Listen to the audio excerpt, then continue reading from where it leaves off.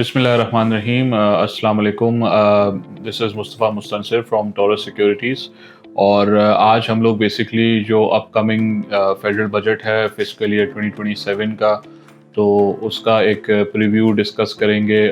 Budget में जो major proposals आ रहे हैं उनके ऊपर थोड़ी रोशनी डालेंगे है, और डिफरेंट सेक्टर से रिलेटेड जो प्रपोजल्स एक्सपेक्ट किए जा रहे हैं उनको भी थोड़ा डिस्कस करेंगे।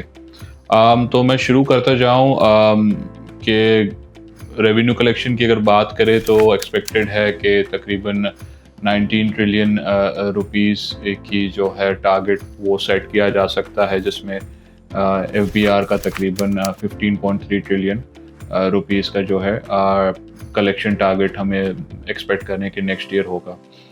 दूसरा ये कि गवर्नमेंट ने जो सबसे मेजर फिस्कल टारगेट जिसको कमिट किया है विद द आईएमएफ, वो ये है कि 2% प्राइमरी सरप्लस जो है पाकिस्तान दोबारा से जो है अचीव करने की कोशिश करेगा नेक्स्ट ईयर। और इसके साथ साथ जो है फिस्कल डेफिसिट भी है तकरीबन 3.5% ऑफ जीडीपी एक्सपेक्ट किया जा रहा है कि नेक्स्ट ईयर के लिए टारगेट किया जाएगा। इसमें एक दो चीज़ें और बताता चलूँ।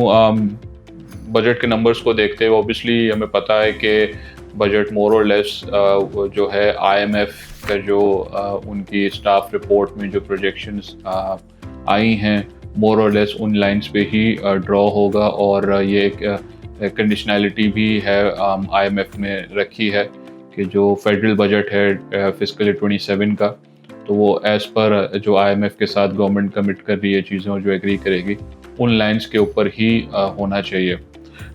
तो इसको अगर देखा जाए तो वी आर एक्सपेक्टिंग के दोनों फेडरल और प्रोविंशियल लेवल पे तकरीबन 430 अरब के जो है नए टैक्सेस लगाए जा सकते हैं। मतलब फेडरल लेवल पे भी इतने, और प्रोविंशियल लेवल पे सर्विसेज सेल्स टैक्स और एग्रीकल्चर इनकम टैक्स के जो रेट्स रिवाइज होंगे उसकी मद में तकरीबन 430 अरब रुपए के एडिशनल टैक्सेस जो है नेक्स्ट ईयर लगाए जा सकते हैं। इसी के साथ साथ पेट्रोलियम लेवी का भी जो टारगेट है गवर्नमेंट एक्सपेक्ट कर रही है। बजट में एक्सपेक्टेड है तकरीबन 1.7 ट्रिलियन, ऑलमोस्ट 2% ऑफ जीडीपी के बराबर जो है पेट्रोलियम लेवी का भी टारगेट जो है नेक्स्ट ईयर होगा, जो कि हमारी कैलकुलेशन के हिसाब से अगर हम देखें ऑन एन एवरेज जो है फ्यूल प्राइसेस में दोनों एमएस और एचएसडी की तकरीबन 90 से 95 रुपए फी लीटर जो है नेक्स्ट ईयर भी हमें पेट्रोल की जो प्राइस है या डीजल की प्राइस है उसमें इतनी लेवी जो है ऑन एन एवरेज जो है हमें पे करनी होगी। इसके साथ साथ अगर हम जो नेक्स्ट ईयर की जीडीपी या मैक्रो इकोनॉमिक प्रोजेक्शंस को भी देखते जाएं तो जीडीपी ग्रोथ एक्सपेक्टेड है तकरीबन 3.5% की। इन्फ्लेशन बढ़ती हुई नज़र आ रही है जो कि तकरीबन 8.4% पे होगी। करंट अकाउंट की बात करें तो it will be in the manageable territory तकरीबन 0.9% ऑफ जीडीपी। और रिजर्व्स की भी अगर हम बात करें तो वी आर एक्सपेक्टिंग कि जून 2027 तक स्टेट बैंक के जो रिजर्व्स हैं वो तकरीबन $21.1 बिलियन तक चले जाएंगे, विच विल रफली be around 3 months of import cover. इसमें पीएसडीपी पे भी थोड़ी रोशनी डालता चलूँ। पीएसडीपी में वी आर एक्सपेक्टिंग तकरीबन 1.1 ट्रिलियन की जो है फेडरल पीएसडीपी एक्सपेक्टेड है, और तकरीबन 2.5 ट्रिलियन की जो है प्रोविंशियल लेवल पे पीएसडीपी अप्रूव होने के चांसेस हैं। इसी के साथ साथ मैं अगर कुछ प्रपोजल्स पे आता जाऊं तो जैसे ये कि गवर्नमेंट ने इस चीज़ का अंदिया दिया भी है और आईएमएफ से इस बात के अंदर डिस्कशंस चल भी रही हैं कि मोस्ट लाइकली कुछ रिलीफ सैलरी सेक्टर को मिल सकता है in terms of increase in slabs या टैक्स रेट्स की अंदर जो है थोड़ी कमी देखने को मिल सकती है। इसी के साथ साथ कॉर्पोरेट सेक्टर की अगर हम बात करें तो वहाँ पे हो सकता है it's a very high chance कि जो सुपर टैक्स का रेट है उसको फेज आउट करने की बात की जाए या प्रपोज की जाए। इसी के साथ साथ जो हमारा कॉर्पोरेट टैक्स रेट है, जो स्टैट्यूटरी टैक्स रेट है, उसको भी जो है फेज वाइज उसमें भी रिडक्शन जो है वो भी प्रपोज किया जा सकता है। इसके साथ साथ गवर्नमेंट एक और बड़ा जो है एक मेजर ले सकती है, वो ये है कि जो रिटेलर्स हैं उनके लिए एक रिवाइज्ड टैक्सेशन स्कीम जो है वो लाई जा सकती है, जिसके तहत जो है on a fix basis retailers को जो है टैक्स किया जा सकता है। प्लस फिर एक्सपेक्टिंग कि जो कंस्ट्रक्शन सेक्टर है, रियल एस्टेट सेक्टर है, फार्मा सेक्टर है, आईटी सेक्टर है, इसी के साथ साथ जो एक्सपोर्ट ओरिएंटेड सेक्टर्स हैं दूसरे, जिसमें टेक्सटाइल वगैरह हो गया। तो इनके लिए वी आर एक्सपेक्टिंग कि गवर्नमेंट जो है फर्दर इंसेंटिव्स और रिलीव्स जो है वो अनाउंस कर सकती है, to promote economic activity and exports overall. एक और चीज़ बड़ी जो हमें देखने को मिल सकती है वो ये कि गवर्नमेंट ने last year national tariff policy जो है वो अनाउंस की थी, जिसके तहत फेज़ 1 के जो है ड्यूटी रिडक्शंस वो पिछले साल किए गए थे, और इस साल एक्सपेक्टेड है कि जो फेज़ 2 है अंडर दिस पॉलिसी वो इम्प्लीमेंट किया जाएगा। तो उसके तहत काफ़ी सारे आइटम्स के ऊपर जो रेगुलेटरी ड्यूटी है या कस्टम्स ड्यूटी वगैरह है उसमें कमी देखने को मिल सकती है नेक्स्ट ईयर। ये चीज़ ऑटो सेक्टर को काफ़ी स्पेशली इम्पैक्ट करेगा, क्योंकि उनके जो पार्ट्स हैं, रॉ मटेरियल्स हैं, उन पे भी जो ड्यूटीज़ हैं उसमें भी कमी हमें देखने को मिल सकती है। सेल्स टैक्स की अगर हम बात करें तो सेल्स टैक्स में सबसे बड़ा प्रपोजल इस वक्त ये है कि गवर्नमेंट जो है थर्ड शेड्यूल की आइटम्स का जो स्कोप है उसको वो इंक्रीज़ करने की बात कर रही है। थर्ड शेड्यूल बेसिकली मैं अगर आपको इन नटशेल बताऊं तो ये वो आइटम्स होते हैं कि जिनके ऊपर सेल्स टैक्स उनकी जो प्रिंटेड रिटेल प्राइस होती है उसकी बेसिस पे लागू होता है। तो इसके अंदर जो है हमें कुछ और एफएमसीजी के प्रोडक्ट्स, पैकेज मिल्क वगैरह और इस तरह की चीज़ें जो है हमें देखने को मिल सकती है कि जिनके ऊपर tax as per third schedule लगाया जा सके। प्रोविंशियल लेवल पे जैसे हमने बात की कि सर्विसेज सेल्स टैक्स में इंक्रीज हमें देखने को मिल सकता है, बाकी एग्रीकल्चर इनकम टैक्स के रेट्स जो है वो रिवाइज हो सकते हैं। इसी के साथ साथ जो है कुछ आइटम्स पे एफईडी बढ़ सकता है, जिसमें सिगरेट्स हैं आपके। ऑल्सो ये कि कार्बन लेवी जो इस वक्त मुल्क में लगता है तकरीबन ₹2.5 फ़ी लीटर पेट्रोल और डीजल पे, तो वो भी बढ़ाकर जो है वो ₹5 फ़ी लीटर दोनों पे नेक्स्ट ईयर होगा। ये बेसिकली लास्ट ईयर के ही बजट का जो प्रपोजल था उसी का एक कैरी फॉरवर्ड है। और दूसरा ये कि हमें देखने को मिल सकता है कि जो नॉन फाइलर्स हैं उनके लिए और भी ज़्यादा बंदिशें लगाई जाएं और ज़्यादा उनके लिए जो है सिस्टम को स्ट्रिक्ट बनाया जाए। थोड़ा सा और मैं डिटेल में अगर जाऊं इन चीज़ों के, तो ओवरऑल एक मैक्रो अगर पिक्चर अगर हम देखें तो इस वक्त ऑब्वियसली वी नो कि यूएस और ईरान की नेगोशिएशंस फ़िलहाल चल रही हैं और we are very close to some sort of a deal. But इन चीज़ों को पर्सपेक्टिव में रखते हुए भी जो है इस साल फिस्कल ईयर 26 में वी आर एक्सपेक्टिंग कि तकरीबन 3.6% की जीडीपी ग्रोथ होगी और तकरीबन 7% का आपका सीपीआई होगा। करंट अकाउंट भी हमें लगता है कि तकरीबन अराउंड 1% ऑफ जीडीपी के ही आसपास रहेगा। ऑल्दो हमारा इम्पोर्ट बिल जो है वो रिसेंटली काफ़ी ज़्यादा पिकअप हुआ, specially due to increase in our oil based imports. Further ये कि एक्सटर्नल फ्रंट की अगर मैं और बात करता जाऊं तो फाइनेंसिंग के पॉइंट ऑफ व्यू से वी रिमेन फुली फाइनेंस्ड और इसमें कोई रिस्क या गैप्स फ़िलहाल नज़र नहीं आ रहे। और ये चीज़ जो है आईएमएफ ने भी अफर्म की है अपनी जो इनकी लेटेस्ट जो स्टाफ रिपोर्ट आई थी। मेन प्रपोजल्स को थोड़ा और ज़्यादा डिस्कस करूँ आपसे, जैसे हमने बात की कि टैक्स कलेक्शन के टारगेट की हमने जैसे बात की, इसमें एक बहुत इम्पॉर्टेंट एलिमेंट है जो गवर्नमेंट इस दफ़ा स्ट्रेस कर रही है, वो ये कि इन्फोर्समेंट मेजर्स के ऊपर जो है और एडमिनिस्ट्रेटिव मेजर्स के ऊपर ज़्यादा फोकस रहेगा गवर्नमेंट का, ताकि कम से कम नए टैक्सेस लगाए जा सकें और इन मेजर्स के थ्रू, इन्फोर्समेंट्स के थ्रू ही ज़्यादा से ज़्यादा रिकवरीज करी जाएं। तो अगर देखा जाए तो during the current year enforcements के से तकरीबन ऑलमोस्ट 389 बिलियन जो है वो एफबीआर ने रिकवर किया है। एंड हो सकता है कि नेक्स्ट ईयर भी जो है वो ये ट्रेजेक्ट्री कंटिन्यू हो, और अगर ऐसा होता है तो ओवरऑल जो नए टैक्सेस हैं वो कम लगने का बड़ा अच्छा इम्कान है।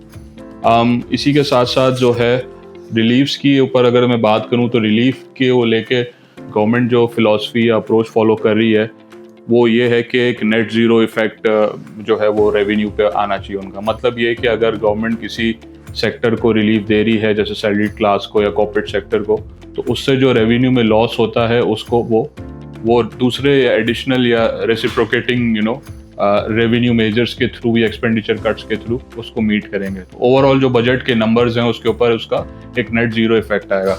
अब ये स्ट्रैटेजी किस तरह इम्प्लीमेंट होती है या किस हद तक इम्प्लीमेंट होती है, this is yet to be seen, because एक गवर्नमेंट की आईएमएफ के साथ अभी भी जो है बजट को लेके डिलिब्रेशंस चल रही हैं, डिस्कशंस हो रही हैं। हमें पता है कि आईएमएफ की टीम जो है मई के मिड में आई थी पाकिस्तान और स्पेसिफिकली बजट के प्रपोजल्स वगैरह फाइनलाइज करने के लिए। और ऑल्दो आईएमएफ की टीम अभी जा चुकी है, बट टीए के गवर्नमेंट की, मिनिस्ट्री ऑफ फाइनेंस की और जो है आईएमएफ के साथ बजट पे डिस्कशंस वगैरह चल रही हैं। एंड वी आर एक्सपेक्टिंग कि जो बजट भी है most likely in the first week of June present हो जाएगा, जो कि करंटली हमें लगता है around maybe 5th of June जो है वी आर एक्सपेक्टिंग के जो है नेशनल असेंबली में बजट प्रेजेंट किया जाएगा। सबसे पहले तो अगर मैं स्टॉक मार्केट की ही बात कर लूँ तो हमें कोई ऐसा major change we are not expecting as far as जो आपके कैपिटल गेन टैक्स का स्ट्रक्चर है फिलहाल उसमें कोई change we are not expecting any change in dividend taxation या बोनस शेयर्स की टैक्स के ऊपर जो है वहाँ कोई चेंज हम एक्सपेक्ट नहीं कर रहे। तो as far as capital markets are concern तो वहाँ पे हमें कोई ऐसा major change we are not expecting in the upcoming budget. इसी के साथ साथ जो इंटर कॉर्पोरेट डिविडेंड्स पे भी एक बात हो रही थी कि गवर्नमेंट टैक्स को ख़त्म कर रही है, तो वो चीज़ भी जो है आई डोंट थिंक कि वो आएगी और उसको गवर्नमेंट ने कैटेगोरिकली डिनाई किया है कि ऐसा कोई प्रपोजल फ़िलहाल कंसिडरेशन में नहीं है। इसी के साथ साथ अगर मैं बैंक्स की बात कर लूँ तो बैंकिंग सेक्टर के अंदर we don't expect any major change in the tax regime except for one के जो पिछले बजट के अंदर इनैक्ट हुआ था तो उसके हिसाब से 42% जो है स्टैट्यूटरी टैक्स रेट जो है बैंक्स का वो कंटिन्यू होगा फ्रॉम टैक्स ईयर 27 और सुपर टैक्स भी जो है वो इंटैक्ट रहेगा। बाकी ये कि कुछ चीज़ें हमें ये देखने को मिल सकती हैं कि नॉन फाइलर्स के केस में गवर्नमेंट कुछ रिस्ट्रिक्शंस और बढ़ा सकती है विद होल्डिंग टैक्स की मद में और इस तरह की चीज़ों में या डेटा शेयरिंग और इस तरह की चीज़ों के अंदर, बट वो के ओवरऑल सेक्टर के लिए it will be net neutral. Oil and gas sector की बात करें अगर हम तो वहाँ पे वी आर एक्सपेक्टिंग के कुछ रिलीफ मिल सकता है आपके जो एक्सप्लोरेशन कंपनीज हैं in the form of BMR और इस तरह की या मशीनरी की इंपोर्ट्स पे जो है ड्यूटी रिलीफ मिल सकता है उनको, क्योंकि मुल्क में गवर्नमेंट इस वक्त फोकस कर रही है कि एक्सप्लोरेशन और माइनिंग एक्टिविटी को प्रमोट किया जाए। यही सेम चीज़ जो है हमें रिफाइनरी सेक्टर में भी देखने को मिल सकती है, बिकॉज गवर्नमेंट जो है चाह रही है कि जो रिफाइनरीज का अपग्रेड है उसको इम्प्लीमेंट किया जाए मुल्क में। तो इन दोनों सेक्टर्स को थोड़ा सा इस तरह एक बेनिफिट जो है वो देखने को मिल सकता है। दूसरी एक और चीज़ रिफाइनरी से रिलेटेड के जो सेल्स टैक्स की अनोमली है, एक बहुत बड़ा मसला है सेक्टर के लिए कि वो इनपुट टैक्स तो पे करते हैं मगर वो उसको आउटपुट टैक्स से सेट ऑफ नहीं कर सकते, क्योंकि मुल्क में जो है पेट्रोलियम प्रोडक्ट्स पे फ़िलहाल GST या सेल्स टैक्स जो है वो ज़ीरो है।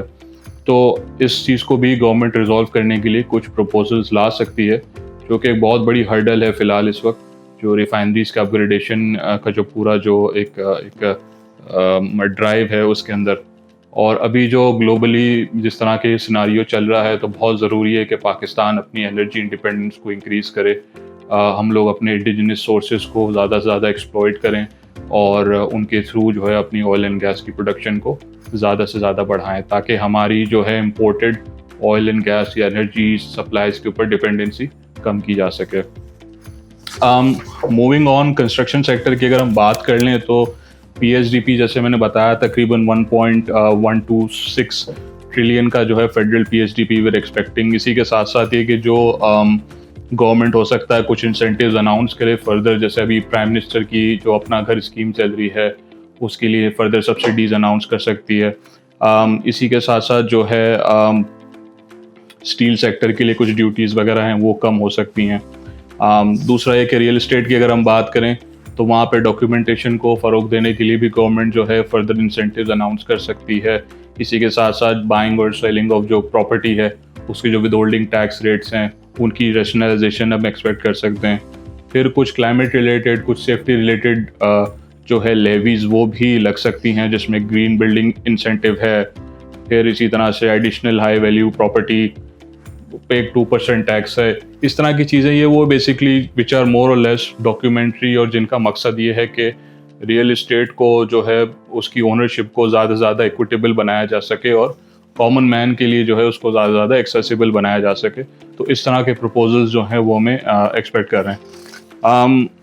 मूविंग ऑन, एग्रीकल्चर सेक्टर की अगर मैं बात करूं तो एक कॉर्पोरेट फार्मिंग से रिलेटेड एक बड़ा एक टैक्स प्रपोजल है expected, which is a 7-year tax holiday जो कॉर्पोरेट फार्मिंग पे दी जा सकती है under the green Pakistan initiative. इसी के साथ साथ जो है एक बड़ी चीज़ थी कि फर्टिलाइज़र या पेस्टिसाइड्स पे एफईडी बढ़ाई जा सकती है इस बजट में, तो उस प्रपोजल को गवर्नमेंट ने डिनाई कर दिया है, विच मीन्स कि फर्टिलाइज़र पे एफईडी इस साल नहीं बढ़ेगी। दूसरी चीज़ ये कि किसान कार्ड प्रोग्राम जो है मुझको लगता है हमें कंटिन्यू होगा, और इसके साथ साथ जो दूसरे एग्रीकल्चर सेक्टर में फार्मर्स को इंसेंटिव दिए हैं गवर्नमेंट ने, तो उनकी एलोकेशन भी बढ़ाई जा सकती है। टोबैको सेक्टर में देखें तो वहाँ पे जो है एफईडी बढ़ सकती है अगेन। फिर ये कि ट्रैक एंड ट्रेस सिस्टम जो है उसकी और ज़्यादा बेहतर इम्प्लीमेंटेशन, इससे रिलेटेड सारे प्रपोजल्स। इसी तरह से टेक्सटाइल सेक्टर पे अगर हम आ जाएं तो यहाँ पे जो है गवर्नमेंट बेसिकली जो है सेल्स टैक्स के अंदर जो है थोड़ा रिलीफ दे सकती है।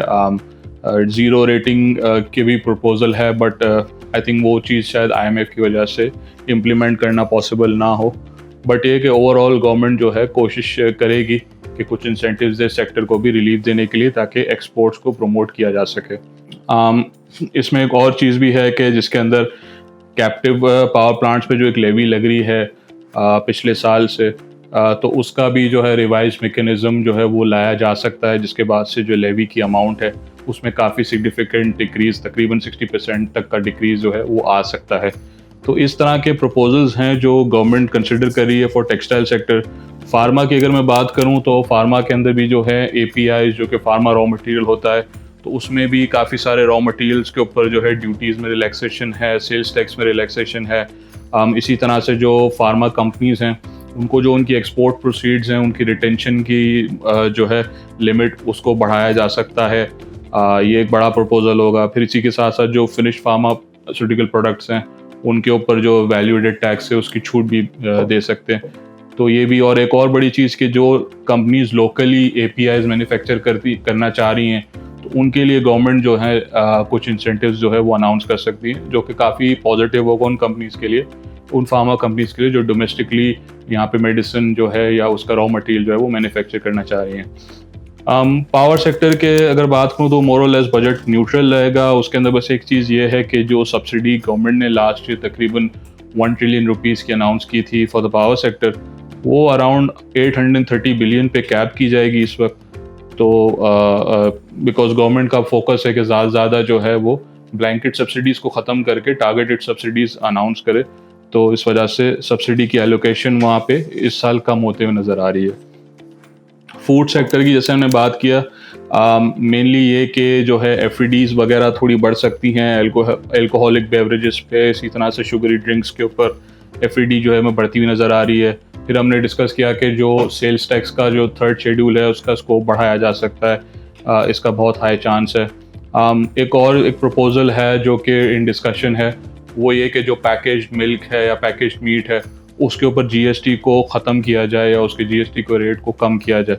ये काफ़ी इंपॉर्टेंट एक प्रपोजल हो सकता है, एक मेजर हो सकता है फॉर द गवर्नमेंट, और ये बहुत बेनिफिट करेगा जो आपकी पैकेज्ड एफएमसीजी इंडस्ट्री है उसको। इसी के साथ साथ दूसरे अगर सेक्टर्स की और बात करें, ऑटोमोबाइल पे आ जाते हैं। ऑटोमोबाइल बेसिकली इसमें काफ़ी ज़्यादा we are expecting different proposals on cards.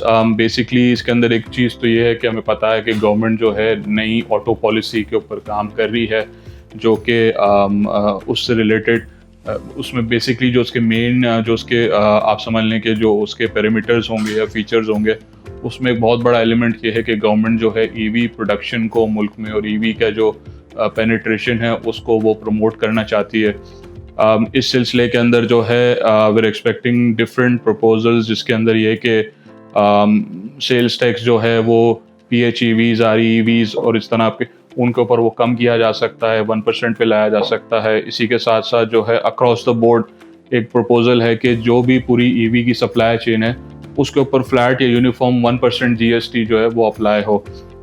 इसी के साथ साथ जो है डोमेस्टिक जो आपके पार्ट्स मैन्युफैक्चर होते हैं तो उनके ऊपर कस्टम्स ड्यूटी को जो है वो कम किया जाएगा, और मतलब उनके ऊपर कस्टम ड्यूटी बढ़ाई जाएगी, और जो इंपोर्ट होते हैं उनके ऊपर जो है कस्टम ड्यूटी जो है 5% करी जाए, तो ताकि डोमेस्टिक जो आपकी पार्ट मैन्युफैक्चरिंग इंडस्ट्री है उसको प्रमोट किया जा सके।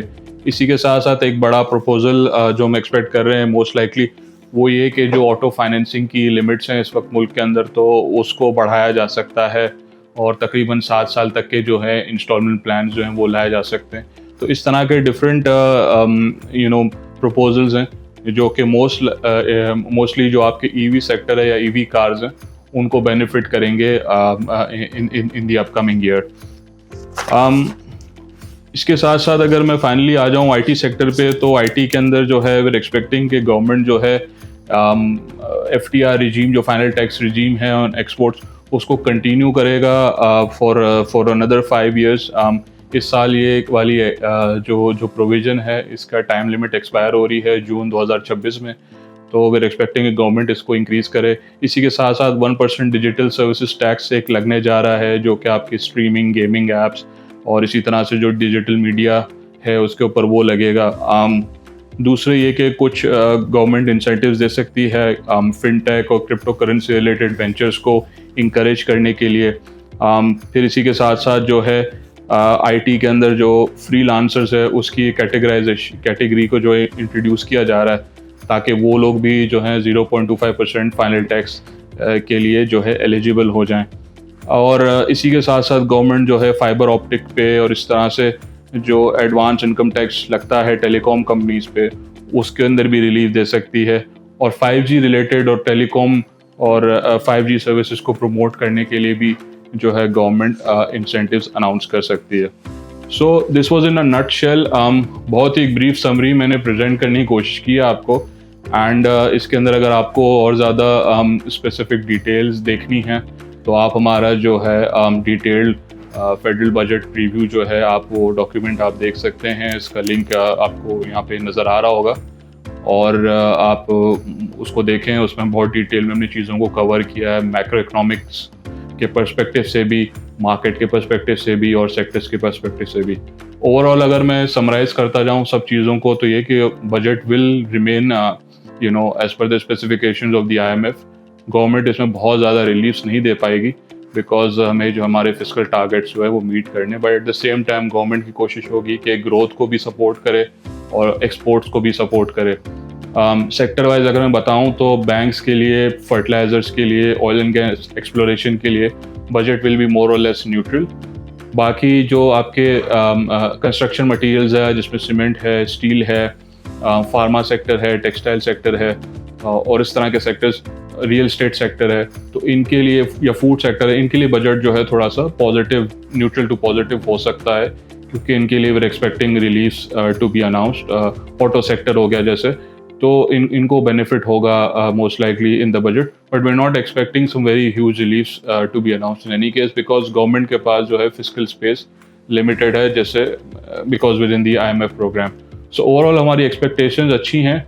पिछले अगर सालों की बात करी जाए तो पिछले 2 साल 3 साल के अंदर मार्केट ने बजट को बहुत अच्छे से रिसीव किया है, बजट के मेजर्स को, बिकॉज वो बजट्स जो हैं वो फिस्कली कंस्ट्रेंट ज़रूर हैं बट कंसोलिडेशन की तरफ लेके गए, हमें रिकवरी की तरफ लेके गए और एक स्टेबलाइजेशन जो है उन्होंने इकोनॉमी में क्रिएट की है और एक फिस्कल डिसिप्लिन को जो है प्रमोट किया है।